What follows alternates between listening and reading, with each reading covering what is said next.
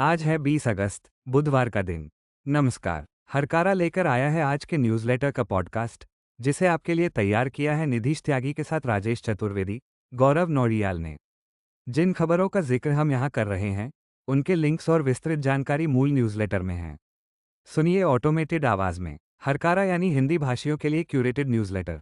ज़रूरी खबरें और विश्लेषण। शोर कम, रोशनी ज़्यादा। आज हम बात करेंगे चुनाव आयोग पर उठते सवालों और वोट चोरी के बढ़ते विवाद पर। साथ ही जानेंगे कि रूसी तेल को लेकर अमेरिका भारत पर क्यों निशाना साध रहा है, और देश दुनिया की कई और बड़ी खबरों पर भी डालेंगे एक नज़र। तो चलिए शुरू करते हैं आज की सुर्खियां। रूसी तेल पर मुनाफाखोरी को लेकर अमेरिका ने भारत पर निशाना साधा, लेकिन चीन को बख्श दिया। नए विधेयक के तहत 30 दिन हिरासत में रहने पर मंत्री और मुख्यमंत्री पद से हटाए जा सकेंगे। कश्मीर में किताबों पर प्रतिबंध का उल्टा असर हुआ और वे सोशल मीडिया पर वायरल हो गईं। बिहार मतदाता सूची में कथित गड़बड़ी के बाद वोट चोरी का मुद्दा संसद से सड़क तक बड़ा बन गया है। कांग्रेस ने दावा किया है कि मध्य प्रदेश विधानसभा चुनाव में 27 से अधिक सीटों पर वोट चोरी हुई। राज्यसभा में निर्देश दिया गया कि कार्यवाही से हटाए गए हिस्से सोशल मीडिया पर साझा न किए जाएं। अटॉर्नी जनरल ने सुप्रीम कोर्ट के फैसले पर सवाल उठाते हुए कहा कि कोर्ट संविधान को फिर से नहीं लिख सकता। गुजरात हाईकोर्ट ने बलात्कारी आसाराम की अस्थायी जमानत फिर बढ़ा दी है। सुप्रीम कोर्ट ने मुस्लिम लड़कियों की शादी की न्यूनतम उम्र से संबंधित याचिका खारिज कर दी है। बाढ़ पीड़ितों को मांसाहारी बिरयानी परोसने के आरोप में ग्राम प्रधान और उसके बेटे को गिरफ्तार किया गया। गुजरात के एक गांव में आज़ादी के 78 साल बाद दलितों को बाल कटवाने का अधिकार मिला। भाजपा द्वारा गोपाल मुखर्जी को अपनाने की कोशिश पर उनके परिवार ने फिल्म को लेकर दर्ज कराई है। विश्व भारती विश्वविद्यालय ने नोबेल पुरस्कार विजेता अमर्त्य सेन पर व्याख्यान की अनुमति नहीं दी, और प्रधानमंत्री नरेंद्र मोदी की डिग्री से जुड़े मामले में बुधवार को फैसला आने की संभावना है। मोदी की डिग्री क्या देश आज देख पाएगा? कथित तौर पर प्रधानमंत्री नरेंद्र मोदी की डिग्री मामले में फैसला बुधवार को घोषित होने की संभावना है। इस साल फरवरी में दिल्ली विश्वविद्यालय ने दिल्ली हाई कोर्ट को बताया था कि वो डिग्री प्रमाण पत्र कोर्ट को दिखाने के लिए तैयार है, लेकिन आरटीआई के तहत अजनबियों को नहीं। सॉलिसिटर जनरल तुषार मेहता ने तब कहा था कि कानून स्वतंत्र लोगों के लिए नहीं है जो अपनी जिज्ञासा को शांत करने के लिए निकले हैं। मुख्य सूचना आयुक्त ने बैचलर ऑफ आर्ट्स डिग्री का खुलासा करने का निर्देश दिया था, जिसके बाद कोर्ट ने इस मामले पर अपना फैसला सुरक्षित रख लिया था। वोट चोरी। अब बात करते हैं उस मुद्दे की जो संसद से सड़क तक गूंज रहा है, वोट चोरी। बिहार में मतदाता सूची के विशेष गहन पुनरीक्षण की प्रक्रिया में चुनाव आयोग की भूमिका संदेह के घेरे में है। पुनरीक्षण में कथित गड़बड़ियों और अनियमितताओं के आरोप लगाए जा रहे हैं। सुप्रीम कोर्ट में कई याचिकाएं लगाई गई हैं और हाल ही में उसने एक अंतरिम आदेश भी दिया है। इसी बीच वोट चोरी का मुद्दा संसद से लेकर सड़क तक राजनीतिक विमर्श का बड़ा विषय बनता जा रहा है। बिहार में वोट अधिकार यात्रा कर रहे राहुल गांधी ने चुनाव आयोग और भाजपा पर हमला जारी रखा है। मंगलवार को उन्होंने कहा, बिहार के युवा वोट चोरी नहीं होने देंगे। वोट हम सबका अधिकार है। यदि ये ही चला गया तो फिर सब कुछ चला जाएगा। भाजपा ने महाराष्ट्र, हरियाणा और मध्य प्रदेश के विधानसभा चुनाव में वोट चोरी की है। चुनाव आयोग वोट चोरी करवा रहा है। मंगलवार को संसद में भी इस मुद्दे पर हंगामा हुआ। राज्यसभा में विपक्षी सदस्य इस बात से उत्तेजित थे कि उपसभापति ने विभिन्न विषयों पर चर्चा के लिए दिए गए सभी 20 नोटिसों को खारिज कर दिया। लोकसभा में वोट चोरी के नारों के कारण कार्यवाही नहीं चल सकी। इधर चुनाव विश्लेषक संजय कुमार द्वारा अपनी 2 दिन पुरानी पोस्ट को माफी के साथ एक्स से हटा लेने के बाद बीजेपी ने कांग्रेस और राहुल गांधी पर पलटवार किया। उस पोस्ट में उन्होंने महाराष्ट्र की 2 विधानसभा सीटों में मतदाताओं की संख्या में भारी कमी होने का दावा किया था। बीजेपी के आईटी सेल प्रमुख अमित मालवीय ने कहा, जिस संस्थान के आंकड़ों पर भरोसा कर राहुल गांधी ने महाराष्ट्र के मतदाताओं को बदनाम किया, वह अब स्वीकार चुका है कि उसके आंकड़े गलत थे। तो अब राहुल गांधी और कांग्रेस कहाँ हैं? इस पर कांग्रेस के पवन खेड़ा ने जवाब दिया, वो तो सिर्फ 2 सीटों की बात है। हम उनके आंकड़ों पर निर्भर नहीं थे। हमें इस पर प्रतिक्रिया क्यों देनी चाहिए? उधर सुप्रीम कोर्ट के अंतरिम आदेश के बाद बिहार के मुख्य निर्वाचन अधिकारी ने अधिसूचना जारी कर कहा है कि जिनका नाम ड्राफ्ट मतदाता सूची से हटा दिया गया है, वे अपने आधार कार्ड का इस्तेमाल कर दावा दाखिल कर सकते हैं। मध्य प्रदेश में 27 से अधिक सीटों पर वोट चोरी। कांग्रेस ने मध्य प्रदेश के मामले में भी वोट चोरी का दावा किया है। राज्य विधानसभा में प्रतिपक्ष के नेता उमंग सिंघार ने मंगलवार को कहा कि 2023 के मध्य प्रदेश विधानसभा चुनाव में 27 से अधिक सीटों पर वोट चोरी की गई और सत्तारूढ़ भाजपा को अनैतिक लाभ दिया गया। सिंघार ने आंकड़ों के आधार पर दावा किया कि चुनाव से कुछ महीने पहले लाखों नए मतदाता जोड़े गए और जिन विधानसभा क्षेत्रों में कांग्रेस उम्मीदवारों की बहुत कम अंतर से हार हुई, वहां मतदाताओं की बढ़ोतरी हार के अंतर से कहीं अधिक पाई गई। उन्होंने बताया कि जनवरी से अगस्त 2023 के बीच 7 महीनों में मध्य प्रदेश में कुल मतदाता 4.64 लाख बढ़े थे, जबकि सिर्फ अगले 2 महीनों में 16.05 लाख मतदाताओं की अप्रत्याशित बढ़ोतरी दर्ज की गई। एक पते पर 24 मतदाता, जिंदा लोग मरे बताए। इस पूरे विवाद की जमीनी हकीकत क्या है? द वाया में तुषार धारा ने आरा से एक विस्तृत रिपोर्ट भेजी है। रिपोर्ट के अनुसार आरा शहर के गौसगंज में सीपीआई, एमएल, लिबरेशन के कैडर मतदाता सूची का घर घर जाकर सत्यापन कर रहे हैं। टीम का नेतृत्व कर रहे कयामुद्दीन अंसारी बताते हैं कि उनकी टीम का काम मतदाता सूची में धोखाधड़ी का पता लगाना और हटाए गए नामों की पहचान करना है।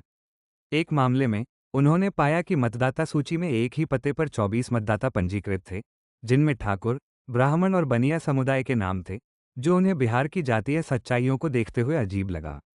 एक और मामले में पिता की उम्र 28 साल और बेटी की उम्र 29 साल बताई गई थी।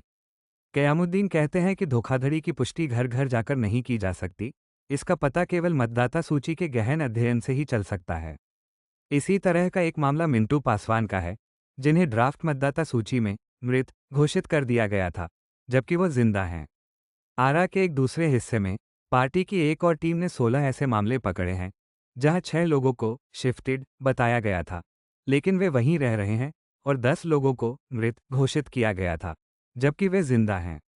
9 अगस्त को चुनाव आयोग ने ड्राफ्ट मतदाता सूची को ऑनलाइन स्कैन की हुई तस्वीरों से बदल दिया, जिससे बड़े पैमाने पर गड़बड़ियों के पैटर्न को मशीन द्वारा पढ़ना मुश्किल हो गया। साथ ही आयोग ने नाम हटाने के कारणों का ब्यौरा भी नहीं दिया है। सुप्रीम कोर्ट ने 14 अगस्त को चुनाव आयोग को हटाए गए नामों की सूची कारणों के साथ प्रकाशित करने का निर्देश दिया है। अंतिम मतदाता सूची 1 सितंबर को प्रकाशित होने वाली है। चुनाव आयोग पर घटता भरोसा, सर्वे में खुलासा। चुनाव आयोग पर लगते इन आरोपों के बीच एक सर्वे में सामने आया है कि आम जनता का भी आयोग पर भरोसा लगातार और तेजी से घट रहा है। लोकनीति सीएसडीएस के एक हालिया सर्वेक्षण में ये चिंताजनक खुलासा हुआ है। द वायर के साथ एक साक्षात्कार में लोकनीति सीएसडीएस के प्रोफेसर संजय कुमार ने बताया कि ये आंकड़े चुनाव आयोग के लिए एक बड़ी चेतावनी हैं। आंकड़ों के अनुसार चुनाव आयोग में लोगों के विश्वास में एक व्यवस्थित गिरावट साफ दिखाई देती है। जिन लोगों को चुनाव आयोग पर बिल्कुल भरोसा नहीं है, उनकी संख्या में भारी उछाल आया है। पिछले 6 सालों में मध्य प्रदेश में यह आंकड़ा 6% से बढ़कर 22% हो गया है। इसी तरह दिल्ली में ये 11% से बढ़कर 30% और उत्तर प्रदेश में 11% से बढ़कर 31% पर पहुंच गया है। प्रोफेसर कुमार ने कहा कि यह सिर्फ विपक्ष का भरोसा नहीं है जो कम हुआ है, बल्कि आम लोगों के बीच भी आयोग के लिए विश्वास कम हुआ है। रूसी तेल पर अमेरिका ने साधा निशाना। अमेरिकी वित्त मंत्री स्कॉट बेसेंट ने मंगलवार को भारत पर रूस के तेल को दोबारा बेचकर मुनाफाखोरी करने का आरोप लगाया, जबकि इसी मामले में उन्होंने चीन को बख्श दिया। उनका तर्क था कि चीन का तेल आयात अलग अलग स्रोतों से है, इसलिए उसकी स्थिति भिन्न है। सीएनबीसी पर एक सवाल के जवाब में उन्होंने कहा कि रूस यूक्रेन युद्ध के बाद चीन का रूस से तेल आयात केवल 3% बढ़ा है, जबकि भारत का रूस से तेल आयात 40% से अधिक बढ़ गया है। उन्होंने कहा, भारत सिर्फ मुनाफाखोरी कर रहा है, वे दोबारा बेच रहे हैं। भारत के कुछ सबसे अमीर परिवारों ने $16 बिलियन का अतिरिक्त मुनाफा कमाया है। यह एक बिल्कुल अलग मामला है। ये बयान ऐसे समय आया है जब अमेरिकी राष्ट्रपति ने भारत पर कुल 50% का शुल्क लगा दिया है, जिसमें रूस से तेल खरीदी पर 25% का शुल्क भी शामिल है। 30 दिन हिरासत में रहे तो जाएगी कुर्सी। केंद्रीय गृह मंत्री अमित शाह ने संसद में 3 महत्वपूर्ण विधेयक पेश करने की सूचना दी है। इनमें से एक केंद्र शासित प्रदेश सरकार संशोधन विधेयक 2025 के तहत एक नया और सख्त नियम पेश किया गया है। इसके अनुसार यदि जम्मू कश्मीर में किसी मंत्री को किसी ऐसे अपराध के आरोप में लगातार 30 दिनों तक गिरफ्तार या हिरासत में रखा जाता है, जिसमें 5 साल या उससे ज्यादा की सजा हो सकती है, तो उन्हें पद से हटाया जा सकता है। यह नियम निर्वाचित मुख्यमंत्री पर भी लागू होगा। इस नियम को लागू करने के लिए शाह ने संविधान 130वां संशोधन विधेयक भी प्रस्तावित किया है, जिसका दायरा जम्मू कश्मीर से कहीं ज्यादा बड़ा है। ये राष्ट्रपति को प्रधानमंत्री की सलाह पर केंद्रीय मंत्रियों को हटाने की समान शक्ति देता है। यही नियम प्रधानमंत्री और राज्यों के मुख्यमंत्रियों पर भी लागू होगा, जिन्हें ऐसी स्थिति में 31वें दिन तक इस्तीफा देना होगा। कश्मीर में किताबों पर प्रतिबंध का उल्टा असर। मोदी सरकार द्वारा कश्मीर में 25 किताबों को झूठा और राजद्रोही बताकर उन पर लगाए गए प्रतिबंध का उल्टा असर देखने को मिल रहा है। निक्की एशिया के अनुसार इस आदेश ने एक स्ट्राइसेंड इफेक्ट को जन्म दिया है। कई लोगों ने प्रतिबंधित किताबों की सॉफ्ट कॉपियां सोशल मीडिया पर साझा करना शुरू कर दिया और वे अधिकारियों को धन्यवाद दे रहे हैं कि अब वे इन प्रसिद्ध रचनाओं को मुफ्त में प्राप्त कर सकते हैं। सुप्रीम कोर्ट बनाम केंद्र सरकार। अटॉर्नी जनरल आर वेंकटरमणी ने मंगलवार को सुप्रीम कोर्ट के उस निर्णय पर सवाल उठाया जिसमें राज्यपालों और राष्ट्रपति द्वारा विधेयकों पर हस्ताक्षर करने की समय सीमा तय की गई थी। उनका कहना था कि कोर्ट कार्यपालिका की जिम्मेदारियां अपने हाथ में लेकर संविधान को फिर से लिखने का प्रयास नहीं कर सकता। उन्होंने कहा, आप राष्ट्रपति के हाथ बांध रहे हैं। क्या कोर्ट इस हद तक जा सकता है कि कलम और कागज लेकर यह कहे कि मैं संविधान को ही दोबारा लिख दूं? इससे पहले 8 अप्रैल को सुप्रीम कोर्ट ने कहा था कि राज्यपाल को अधिकतम 3 महीने और राष्ट्रपति को भी 3 महीने के भीतर विधेयकों पर फैसला करना होगा। अन्य संक्षिप्त खबरें। गुजरात हाईकोर्ट ने मंगलवार को बलात्कारी आसाराम बापू की अस्थायी जमानत को 3 सितंबर तक बढ़ा दिया है। आसाराम को 2013 के एक दुष्कर्म मामले में आजीवन कारावास की सजा सुनाई गई है। राज्यसभा में सदन की अध्यक्षता कर रहे घनश्याम तिवारी ने व्यवस्था दी कि सदन की कार्यवाही से हटाए गए हिस्सों को सोशल मीडिया पर साझा न किया जाए। सुप्रीम कोर्ट ने राष्ट्रीय बाल अधिकार संरक्षण आयोग द्वारा मुस्लिम लड़कियों की शादी की न्यूनतम उम्र से संबंधित मुद्दे पर दायर याचिका को खारिज कर दिया है। उत्तर प्रदेश के फर्रुखाबाद में पुलिस ने एक ग्राम प्रधान और उसके 2 बेटों को गिरफ्तार किया है। उन पर आरोप है कि उन्होंने जन्माष्टमी के दिन शाकाहारी बाढ़ प्रभावित लोगों को मांसाहारी बिरयानी परोसी। गुजरात के एक गांव में आज़ादी के 78 साल बाद दलित समुदाय के सदस्यों को नाई की दुकानों में बाल कटवाने का अधिकार मिला है। फिल्म निर्माता विवेक अग्निहोत्री की आने वाली फिल्म द बंगाल फाइल्स को लेकर 1946 के कलकत्ता दंगों के हीरो माने जाने वाले गोपाल मुखर्जी के परिवार ने एफआईआर दर्ज कराई है। उनका आरोप है कि फिल्म में उनकी भूमिका को तोड़ मरोड़कर पेश किया गया है। पश्चिम बंगाल के विश्व भारती विश्वविद्यालय ने नोबेल पुरस्कार विजेता अमर्त्य सेन पर एक व्याख्यान आयोजित करने की अनुमति नहीं दी है। अमेरिका द्वारा लगाए गए अतिरिक्त 25% टैरिफ भारतीय निर्यातकों के लिए एक बड़ी चुनौती बन सकते हैं। इससे कालीन, कपड़ा और परिधान जैसे उद्योगों पर बड़ा असर पड़ सकता है। एक नई रिपोर्ट अनमेकिंग सिटीजन्स में गुवाहाटी हाई कोर्ट की भूमिका पर सवाल उठाते हुए कहा गया है कि असम में नागरिकता एक जुआ बन गई है। रिपोर्ट के अनुसार हाई कोर्ट के असंगत फैसलों ने लोगों को राज्यविहीनता के गंभीर खतरे में डाल दिया है। उपराष्ट्रपति चुनाव। विपक्ष का तेलुगु कार्ड भारत के अगले उपराष्ट्रपति के लिए चुनावी बिसात बिछ चुकी है। विपक्षी दलों के गठबंधन इंडिया ने सुप्रीम कोर्ट के पूर्व न्यायाधीश जस्टिस बी सुदर्शन रेड्डी को अपना संयुक्त उम्मीदवार घोषित किया है। उनका मुकाबला एनडीए के उम्मीदवार और झारखंड के पूर्व राज्यपाल सीपी राधाकृष्णन से होगा। जस्टिस रेड्डी का चयन दक्षिण भारत, विशेष रूप से तेलंगाना और आंध्र प्रदेश में एक बड़ा राजनीतिक संदेश देता है। ये कदम एनडीए की सहयोगी और आंध्र प्रदेश की सत्तारूढ़ पार्टी तेलुगु देशम पार्टी को मुश्किल में डाल सकता है।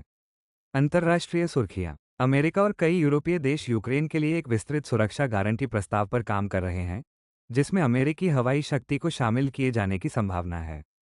राष्ट्रपति ट्रंप इस योजना पर सहमत हो गए हैं, लेकिन उन्होंने साफ किया है कि यूक्रेन में जमीन पर कोई अमेरिकी सैनिक नहीं होगा।